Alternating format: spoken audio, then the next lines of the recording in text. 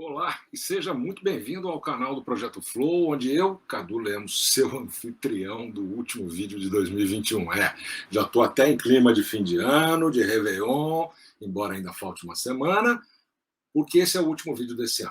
Eu voltarei com mais vídeos no começo do ano que vem, em janeiro, provavelmente na segunda semana. Então fica ligado.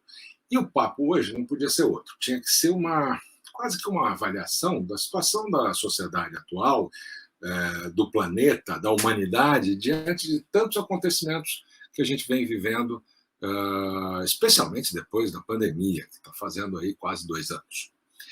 Eu fui muito influenciado por uma leitura que eu concluí recentemente, desse livro aqui, chamado Recapture the Rapture, que fala sobre repensar Deus, o sexo e a morte no mundo que enlouqueceu. Esse livro é do Jamie Wheal, que é um dos sócios do Flow Genome Project. Ele e o Steven Kotler, que hoje está à frente do Flow Research Collective, eles eram sócios e criaram o Flow Genome Project. Depois eles se separaram e cada um foi para um lado, pensando um pouco nessa história de como o Flow se apresenta, né, como um estado de consciência para esse momento que a humanidade está vivendo. O Kotler, com uma visão mais pragmática, de business, muito focado no mundo organizacional, inclusive no esporte de alta performance, na Fórmula 1, ele tem trabalhado alguns conceitos lá também. E o Jamie Wheal um pouco diferente, numa pegada mais humanizada, mais voltada efetivamente à questão da reflexão do ser humano nesse momento atual do planeta. E é interessante porque eles também tinham feito um livro juntos, há uns 3 anos atrás, mais ou menos, que é Roubando Fogo, Stealing Fire, que é um ótimo livro, que fala, além de Flow, de outras coisas que ele fala nesse livro novamente. Eu quero fazer uma análise muito breve daquilo que eu vi no livro, com algumas citações do próprio livro e de algumas pessoas que leram também, com quem eu andei trocando algumas ideias. Então, assim, Recapture the Rapture, que quer dizer mais ou menos, vai traduzindo de forma livre, seria recapturar ou reconquistar o êxtase, né? Ele é um livro que provoca muita reflexão. Ele diz que, na verdade, o grande ponto desse livro é que a gente está vivendo um tempo absolutamente maluco, né? Quer dizer, muita coisa acontecendo, né? O colapso das narrativas todas, né? A crise do clima, né, que já vem há algum tempo, mas está se agravando. Movimentos aí surgindo muito fortes da extrema-direita, movimentos conservadores crescendo, uma baixa confiança institucional, né? Baixa confiança, praticamente perto do zero nas instituições tradicionais. E o livro traz algumas visões alternativas e propõe uma saída, né? Enquanto há tempo, segundo o autor. Isso até me faz lembrar do filme que eu assisti ontem, inclusive, na Netflix, chamado Não Olhe Para Cima, um filme com Leonardo DiCaprio, com a Meryl Streep, é sensacional o casting, e é uma tentativa de ser perspicaz sobre as mídias sociais, né, a tecnologia, o aquecimento global, as celebridades e a existência humana de uma forma geral. E ele consegue ser perspicaz e irônico, extremamente sarcástico em alguns momentos, especialmente quando ele fala da vaidade e do narcisismo, que a fama e uma certa dose de poder podem fazer com que um indivíduo que, apesar de se deparar com a morte iminente, com o fim, cede à tentação da vaidade e do poder. Isso acontece claramente no filme. Eu não vou dar spoiler, mas vale assistir, tá? Vale conferir mesmo. E embora esse filme tenha sido escrito falando de um cometa, né, que vai vir bater na Terra, isso é apenas uma metáfora para a questão central do filme, que é a crise do clima. O autor, né, o diretor do filme, que é o Adam McKay, ele é um cara muito engajado nessas questões, enfim. E eu até diria que tem muita coisa no filme que poderia ser sobre a pandemia, o momento que a gente está vivendo. O Adam McKay, ele dirigiu também Vice, que é um filme que fala sobre o Dick Cheney, aquela história toda, na época do Bush, e A Grande Aposta, que é sobre a crise imobiliária americana de 2007, 2008. A história do filme não faz rodeio nenhum, vai direto, e por mais que ele seja engraçado, e em alguns momentos, ele também te deixa com muita raiva. Você fica extremamente incomodado, inquieto, porque o que se vê ali é claramente o que acontece. Com algum tempero, algum exagero, talvez alguma caricatura, mas é real. E esse é o ponto. né? É um grande recado de que a condição humana resiste a tomar uma atitude até que seja tarde demais. Então, confere lá no Netflix. Bom, vamos voltar ao livro do Jamie Wheal, né? Esse livro aqui, onde ele aponta, né? Ele comenta sobre Kurt Vonnegut, aquele escritor, que diz que você pode analisar, entender e até mesmo criar qualquer história olhando pela ascensão e queda do personagem principal, né? Ele faz um estudo sobre Cinderela, que ela começa lá embaixo, né, a história, depois ela vai um pouco menos para baixo, aí quando ela sobe lá para cima, e depois tem a queda, depois volta. E assim são as histórias, né? Outra teoria que poderia se aplicar na prática, na maior parte dos roteiros de Hollywood já usa, é a jornada do herói do Joseph Campbell, né? Que ajudou a escrever a saga da Jornada das Estrelas, escreveu O Poder do Mito, enfim. A jornada do herói, na verdade, é uma belíssima maneira da gente perceber e entender as nossas próprias jornadas, as nossas vidas pessoais. Quer dizer, todo um processo. Se você não conhece um pouco, dá um Google e procura ler um pouco sobre a jornada do herói, que você vai ver que tem muitas situações onde você vai se enxergar ali. Hoje, com essa geopolítica toda que a gente está vivendo, completamente maluca, né? O clima em risco, fome, refugiados, guerra, terrorismo cibernético, né? Aí na internet e tudo mais. E os vírus tradicionais e não tradicionais de ontem, hoje e que virão também, né? O desespero existencial vai entupindo os feeds de notícia daquilo que a gente olha toda hora e a gente parece estar naquela parte mais baixa da história da humanidade, como o Vonnegut dizia sobre a narrativa. Nós estamos lá embaixo mesmo. Tem gente mais bem informada que a gente que está apavorada. E o resto de nós oscila entre a ansiedade, o que vai acontecer, e fingir que nada disso está realmente acontecendo, ou que vai passar logo, e joga para debaixo do tapete. É assim a reação da maior parte das pessoas, quando você fala de questões importantes. Né?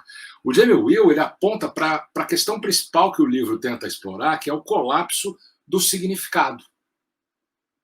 A gente está vivendo numa época dessas quedas das narrativas, as narrativas totalmente enfraquecidas. Tem o John Vervaeke, que é um professor americano, ele chama isso de crise de significado. Nós estamos no meio dessa crise de significado. E o John Vervaeke tem uma série de vídeos no YouTube, são 50 vídeos, né, que são palestras dele no YouTube, que se chamam Despertar da Crise de Significado. E essa série já foi vista por muita gente, eu recomendo dar uma busca também. Eu vou deixar aqui alguns desses links para você consultar depois. Bom, voltando para o Jamie Wheal, ele provoca a gente para olhar para trás e verificar o que a gente pode dividir, né? Que de fato a gente consegue dividir a história da construção do significado em algumas eras. Né? E ele chama de significado 1.0, significado 2.0 e significado 3.0. Vou falar aos poucos aqui e apresentar esse conceito dele. O que é o significado 1.0? É quando a gente encontra fé e conforto na religião organizada. As religiões ofereceram e ainda oferecem a salvação a quem acredita. O significado 2.0 é o liberalismo clássico e o secularismo. A ideia é que os mercados, a democracia, os direitos civis, eles nos levam a um mundo onde todo mundo tem direito e tem uma chance justa de ter uma vida boa. Como o significado 1.0 e o significado 2.0, segundo o Jamie Wheal, entraram em colapso, então as ideologias desse negócio do êxtase, do arrebatamento, que é o rapture, que ele fala no título do livro, essas ideologias se apressaram em preencher esse vazio de significado, que segundo ele está acontecendo.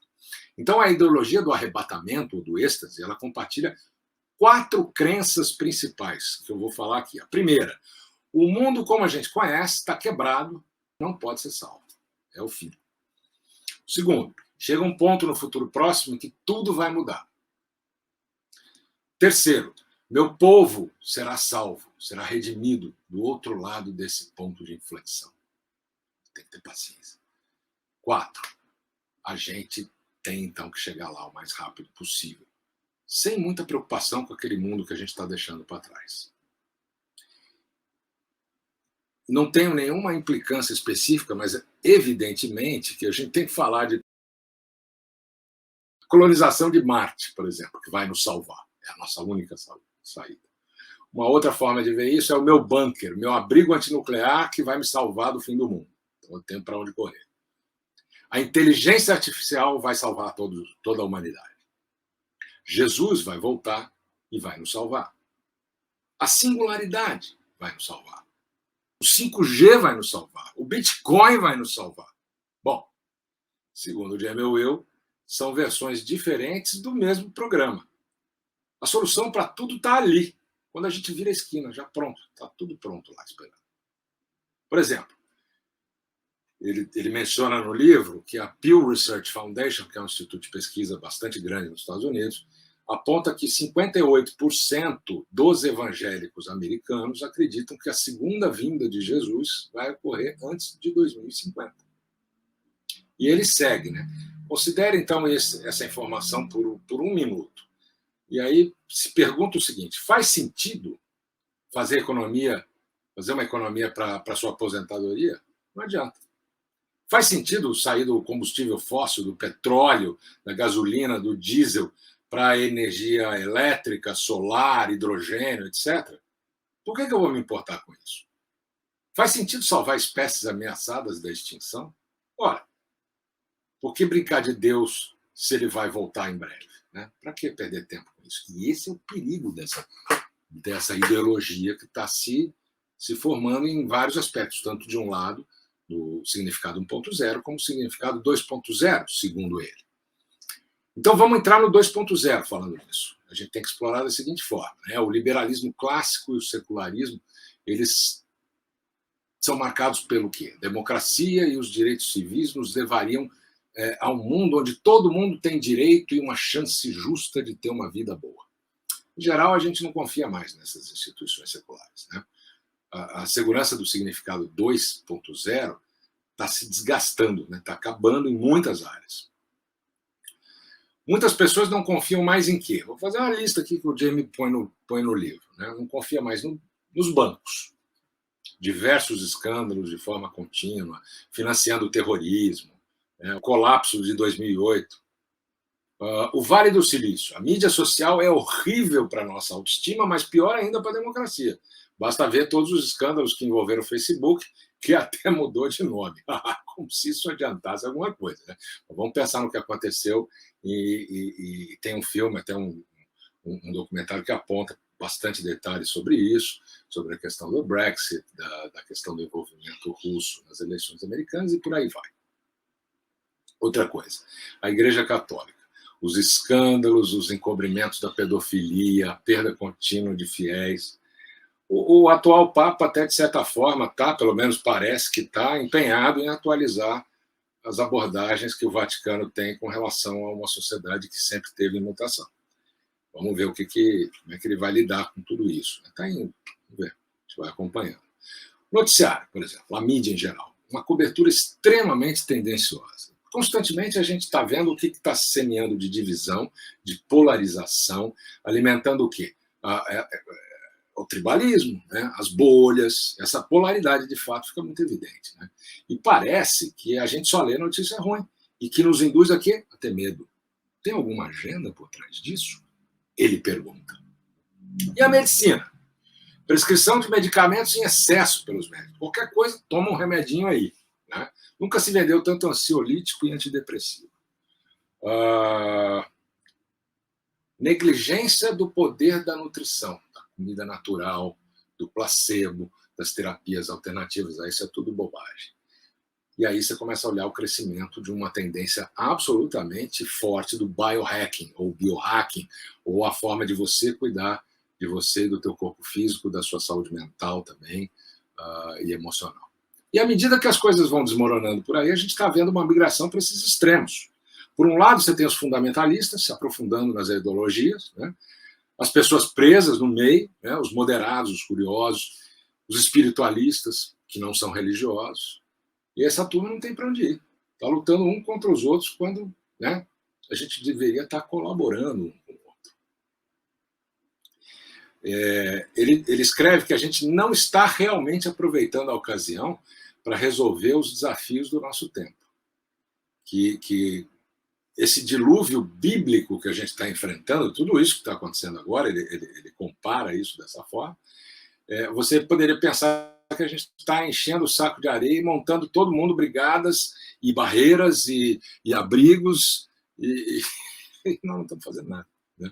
Então, novamente, eu recomendo que você assista esse filme Não Olhe Para Cima, da Netflix, para você poder ver de forma paródica, mas que de fato nos faz parar para pensar e refletir qual é a realidade dos tempos narcisistas que a gente tem vivido ultimamente.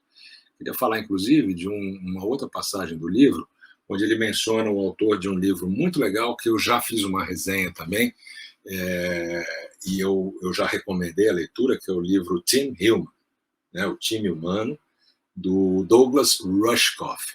E ele diz que o Douglas Rushkoff foi chamado para uma palestra que pagaram 3 vezes o valor da palestra do quanto ele cobrava. Estamos falando aí na casa de $50 mil, mais ou menos, para ele fazer uma palestra, que ele achou que era uma palestra, que ia ter um monte de gente para falar sobre o futuro, o que vai acontecer com as relações humanas, e eram 6 ou 8 pessoas de terno e gravata, num escritório. Ele ficou esperando, achando que era a sala ali, o bastidor, antes de entrar na plenária, no auditório, e não, a reunião era com esses caras. E que queriam saber o quê? Pasme. Queriam saber o que aconteceria, como é que eles protegeriam o patrimônio deles se houvesse, de fato, se a coisa fosse toda para o saco, como diz o outro, para o vinagre, se o mundo acabar mesmo, como é que eles protegeriam o que eles têm, como é que eles poderiam manter a força de segurança deles para proteger, para onde deveriam fugir, onde é que... Bom, é inacreditável, mas é verdade. O Douglas Rushkoff comenta isso, está lá no livro do Jamie Will, e acho que tem um vídeo que ele fala sobre isso. E no livro dele ele comenta isso também, no Jamie Will. Então, para a gente parar para pensar, né? Que tempos são esses, né? E a enormidade de tudo que a gente está vivendo, essa questão do clima, da geopolítica, essa agitação social que a gente está vendo crescer, né? Tudo isso está causando um curto-circuito na nossa cognição, na maneira que a gente registra as informações, como é que a gente expressa as nossas emoções. Em vez de cooperar como uma espécie, né, a gente está lutando uns contra os outros nessas guerras culturais. É o que o Douglas Rushkoff fala para o Jamie Will nesse livro. Achei essa passagem muito importante, muito interessante. Falando um pouco de ciência, especificamente, falando de hormônios, neurotransmissores, aquele papo que eu sempre tenho com você que está aqui no canal, falando sobre flow, sobre o que acontece, o nosso coquetel neuroquímico, a questão neuroelétrica. Aqui nesse vídeo também cabe uma abordagem que foi utilizada pelo Jamie Will em relação a esse tema. E o Jamie é um cara que olha isso por um aspecto mais amplo, inclusive. Né? E ele fala que, por exemplo, ocitocina, que é produzida no hipotálamo e é conhecida como a droga do amor, o hormônio do amor, porque ela costuma ser liberada quando a gente está perto de quem a gente ama, né? E quando isso acontece, os níveis de cortisol, né, o hormônio do estresse, eles diminuem no organismo. Mas a maior parte das pessoas para por aí, elas não percebem que a história toda não é essa, tem algo mais, que vai além. Algumas pesquisas, inclusive recentes, eu estou traduzindo uma delas, elas mostram que aumentar a oxitocina também aumenta a inveja. E a oxitocina pode induzir as pessoas a favorecer o quê? O seu próprio grupo, às custas dos estranhos, dos outsiders. Né? Tem uma imunologista de Harvard chamada Catherine Wu, e ela diz que a ocitocina também desempenha um papel do etnocentrismo, aumentando o quê? O nosso amor pelas pessoas dos nossos grupos, aquelas que a gente já formou ali, nossa comunidade, já estabelecidos, e fazendo aqueles que são diferentes, né, da gente, né, os outsiders, pareçam mesmo outsiders, estrangeiros, distantes, de uma outra turma. Interessante isso. Eu vou voltar a esse tema quando eu conversar agora em janeiro também com o professor Mohamed Shehata, da Caltech e da Universidade Toyohashi, no Japão, que publicou estudo em outubro sobre o flow coletivo, o flow das equipes. O Jamie Will, ele segue nesse texto de uma forma muito impactante, ele traz questões muito, muito importantes. Ele fala o seguinte: se a gente se separar agora, nós, seres humanos, né, se a gente se separar agora, quando a gente deveria estar unido, né, com a maior urgência, e a gente disser assim, eu me recuso a cooperar com aqueles que não são como eu, até que eu receba aquilo que é devido, ou que eu seja compensado de alguma forma. Então ele diz o seguinte: a gente aumenta a probabilidade de todos nós nos ferirmos seriamente, nos ferrarmos seriamente, ou nos F, palavra mais comum, seriamente e completamente. Tá? Em todos os lados da política, né? Mas vamos nos ater a dois, esquerda e direita, por exemplo, qualquer pessoa que busque destruir o sistema, não importa o quanto correto ou justificado ela esteja, né? Num nível profundamente importante estrutural, elas estão no mesmo time. Então, é isso que a gente precisa ter a frieza para avaliar. Agora, depois de tudo isso que eu comentei desse livro aqui, né? Vou mostrar de novo. Você deve estar pensando, ok, a gente tem que realmente se preocupar com tudo isso e agir o quanto antes. Mas o que eu posso fazer? Como é que eu posso fazer alguma coisa? E é muito legal porque o Jamie Will colocou um site onde ele tem algumas ferramentas que você pode fazer o download para se inspirar. Depois eu vou deixar também o link aqui. Ainda não tem em português, mas talvez alguém possa trazer alguma versão em breve, para as pessoas terem mais acesso. Até tá na pauta agora, começo do ano, de conversar com ele lá e ver se a gente consegue obter essa autorização e disponibilizar esses documentos, que não são necessários, não é necessário você comprar o livro para acessar. Então, depois eu passo esse link também.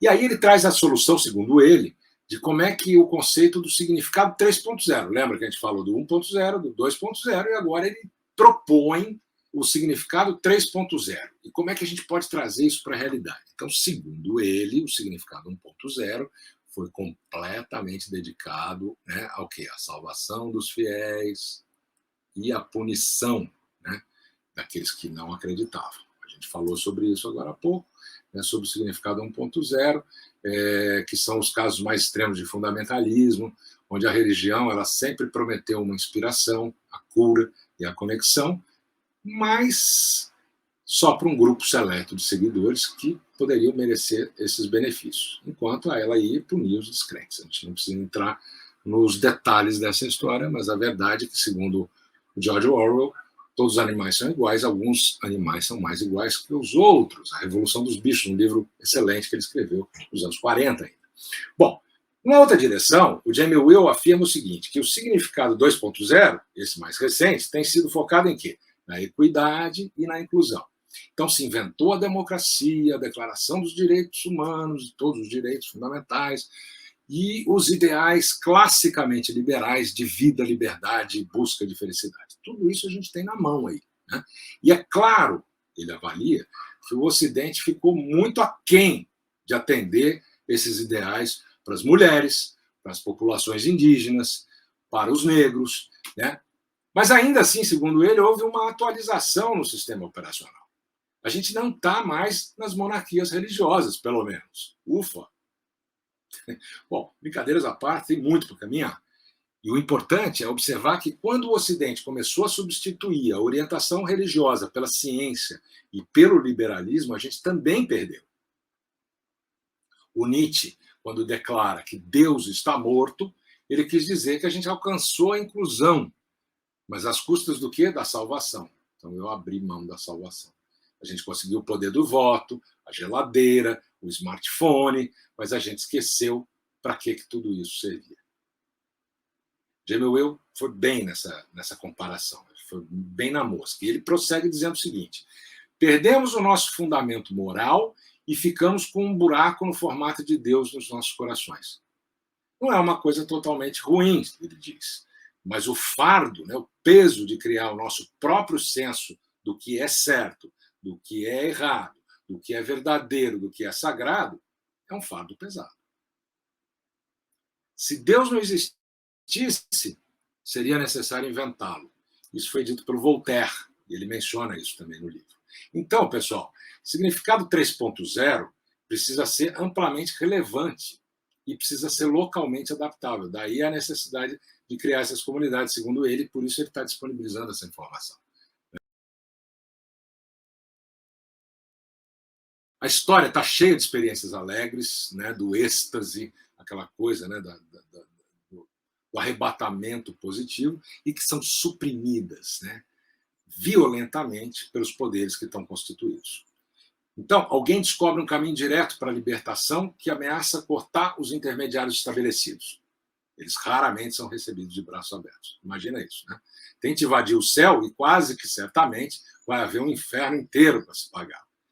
Né? A gente pode falar da questão, né, da conexão direta com Deus, né, de não haver intermediários. Estamos falando isso. Mas estamos falando também do que aconteceu com os psicodélicos nos anos 60. E que agora eles estão experimentando uma redenção contemporânea, mais recente, apoiada no quê? Na capacidade de cura dos males de uma sociedade moderna doente.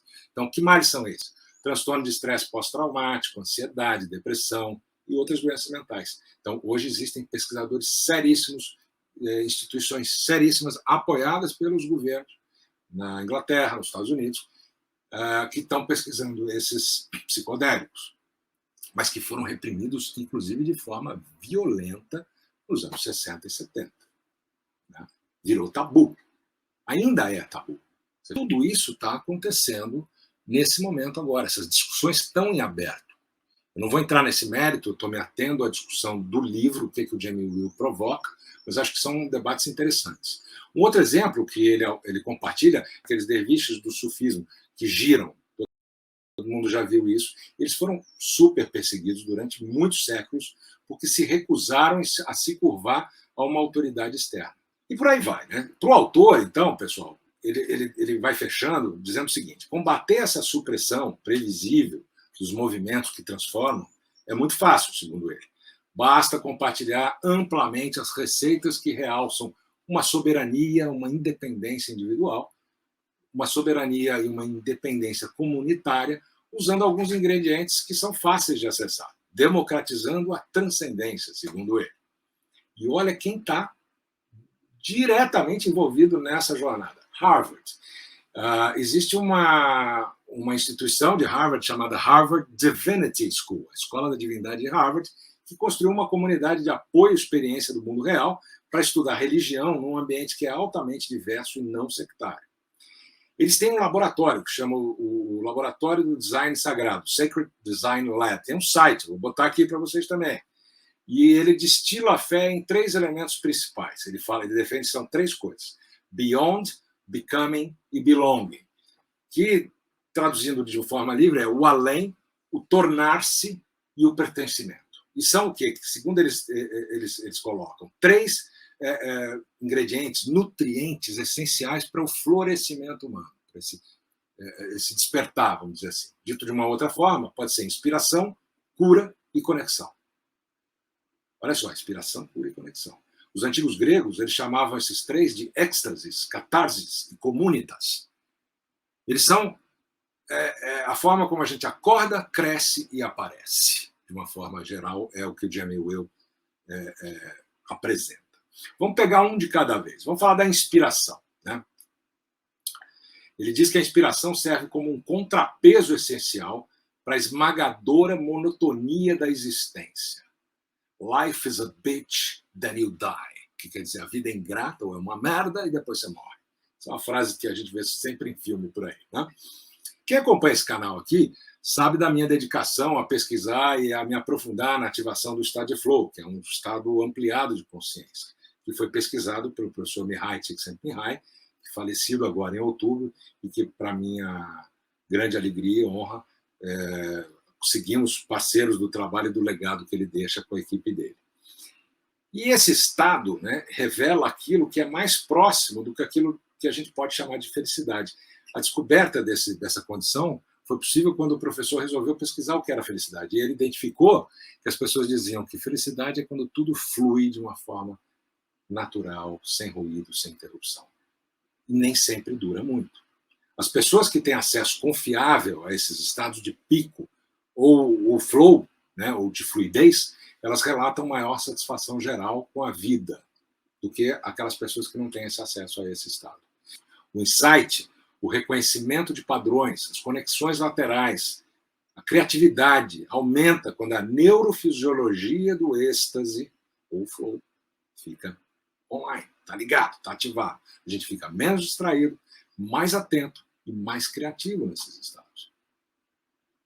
O Jamie Wheal, que é um dos maiores pesquisadores de flow contemporâneos também, que bebeu na fonte, como nós, do professor Mihai Csikszentmihalyi, ele fala que o êxtase, que também é chamado de flow, pode vir da meditação, da dança, de descer uma montanha com snowboard ou qualquer outra atividade que você esteja totalmente engajado, envolvido. Esporte, hobby, uma prática profissional, uma conversa com algum amigo, um show que você está lá, então envolvido, a música, enfim. Então a prática é diferente, mas a experiência interna é sempre muito parecida. Aí vamos falar do segundo ponto, a cura, que é o segundo nutriente que todos nós precisamos, segundo Harvard Divinity School. O mundo nos quebra a todos, nos destrói, o Hemingway escreveu certa vez. E depois disso, muitos de nós saímos ainda mais fortes nos lugares onde a gente se destruiu, se quebrou, onde a gente se ferrou. Mas aqueles que não quebram ou não se destroem acabam morrendo. Essa frase do Hemingway tem muito a ver com essa questão da antifragilidade. O Jamie Will fala que ter uma maneira de digerir a nossa dor, em vez de engasgar e sufocar com ela, é essencial. E ele traz o trabalho do Bessel van der Kolk, que eu comentei no vídeo anterior, eu falo dele, que escreveu um livro super bacana, que é O Corpo Guarda as Marcas, tem em português esse livro, e ele fala que exatamente essa questão da antifragilidade, da importância de você não engasgar e não se sufocar, digerir essa dor, entender para onde ela vai, trabalhar com ela para daí você crescer. Seja a absolvição da confissão católica, né, quando você vai se confessar, ou o perdão ritual do Yom Kippur judeu, ou o sofrimento, né, catártico de uma cerimônia da dança do sol dos Lakota, os indígenas norte-americanos, tem um sofrimento mesmo. Pode pesquisar aí que você vai ver como é esse ritual. Tudo isso é uma coisa que talvez a gente entenda que a religião sempre forneceu os meios, a forma para a gente consertar os nossos erros, ou a gente expiar, né, pagar pela nossa culpa. Está tudo lá. Tá? Então a gente tem que começar a avaliar isso. Por fim, a conexão. O autor ele aponta que as religiões conectam pessoas a uma comunidade. Né? Tem um cara interessante chamado Vivek Murthy, ele foi Surgeon General, cirurgião geral dos Estados Unidos, escreveu um livro Together, Juntos. E ele diz o seguinte, que a gente evoluiu para quê? Para participar de uma comunidade, forjar laços duradouros com o outro, né, com os outros, ajudar uns aos outros, compartilhar experiências de vida. Nós simplesmente somos melhores juntos. Alguém também já disse que criatividade é individual, mas inovação coletiva. E são maneiras de a gente perceber que nós somos gregários. O termo técnico para esse tipo de união, tipo profundo, né, curativo, é o que o Victor Turner, que é um antropólogo, chama de communitas, que é um termo que vem do grego. Significa o quê? Uma fusão com o coletivo, que transcende a nossa separação pessoal, onde nós não somos diferentes do outro, nós somos o outro. Tudo é uma coisa só. Tem um movimento, talvez você se lembre, teve na moda alguns anos atrás, que era o Daybreaker. Aqui no Brasil teve algumas. Que era uma rave de manhã, 7 horas da manhã, 8 horas da manhã, sem álcool. Você saía para a rave de manhã e depois ia trabalhar. Né? Foi uma comunidade que atraiu mais de 500 mil pessoas no mundo inteiro. Tem a fundadora, que chama-se Radha Agrawal, ela deu um nome para isso, que é a alegria coletiva. Esse é o Communitas. Né? Essas experiências coletivas, né, de grupo, elas acontecem quando a tomada de decisão individual se funde com a inteligência coletiva. Essa experiência é até 3 vezes mais gratificante do que uma experiência de pico isolada. Isso é um número que eles foram medindo. Como eu falei agora há pouco, da pesquisa do Flow Coletivo, que foi publicada em outubro, trouxe o quê? As evidências científicas de que o flow coletivo existe, é uma assinatura única, e demonstra o quê? Um aumento significativo para a experiência do flow individual. Então, o flow individual está aqui, o flow coletivo está aqui. É um negócio muito impressionante. Vou trazê-lo para conversar e a gente vai ter um episódio com o Mohamed Sherrada agora em janeiro, provavelmente. Bom, vamos caminhar para o final desse papo de hoje, que está longo, mas está bom. Vamos fechar dizendo o seguinte: quais são os aspectos práticos de tudo isso que o autor abordou nesse livro incrível? Né? Vou mostrar de novo aqui, livro sensacional. A gente vai falar do quê? Agora das tecnologias de transcendência. Então, o Jamie Will convida a gente a ser prático. E ele fala que 5 dos impulsionadores físicos mais potentes e acessíveis para moldar a consciência e a cultura e nos ajudar a todos a construir esse tal significado 3.0 são, primeiro, respiração. A respiração pode mudar os nossos estados físicos e psicológicos. Quem acompanha aqui sabe que eu falo muito. A gente não sabe respirar, a gente precisa aprender a respirar. Salva vidas, inclusive.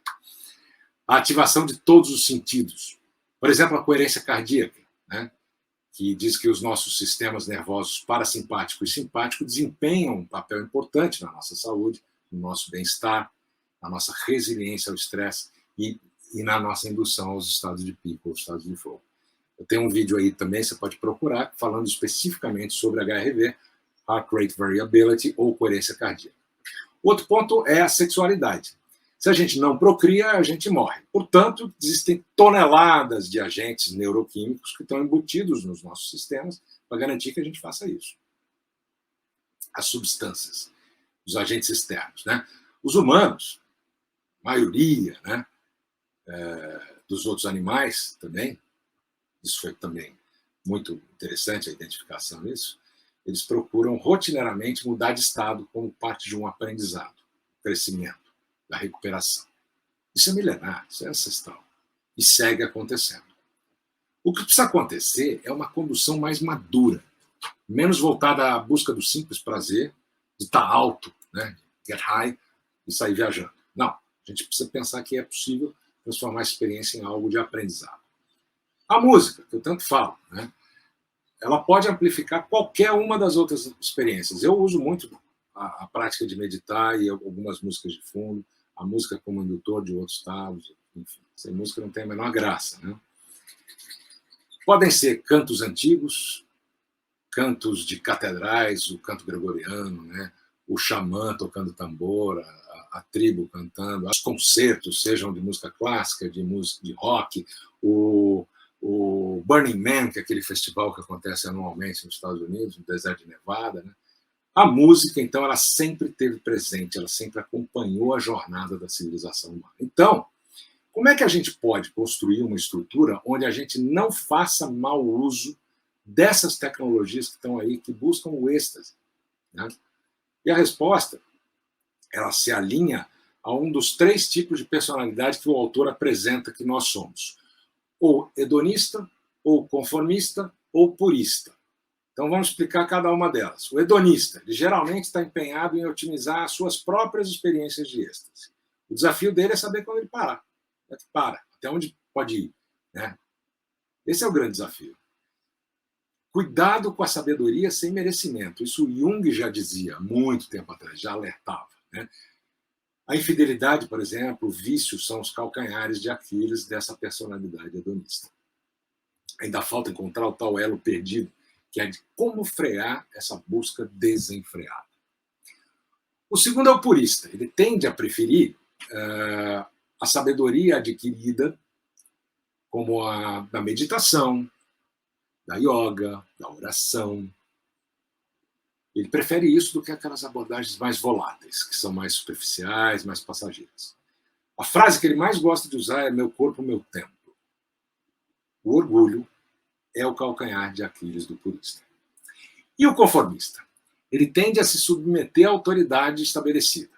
Em relação ao quê? Qualquer coisa, as práticas de êxtase, o que pode seguir, o que não pode, como faz, como não faz. E ele pode, né, o conformista, voluntariamente fazer o seu filho tomar metanfetamina para curar déficit de atenção e hiperatividade, né, Ritalina, essas coisas aí, mas ele considera a terapia psicodélica assustadora. Imagina, aquelas coisas. Não, e hoje você vê, e vou deixar também aqui o link de uma instituição brasileira que está avançadíssima nessa pesquisa dos psicodélicos como cura de depressão, para você ver. Então, conformidade ou conformismo são o calcanhar de Aquiles, o conformista, claro. Então, observe qual a persona parece mais verdadeira para você. O autor provoca a gente. Quem é você nesse negócio, né?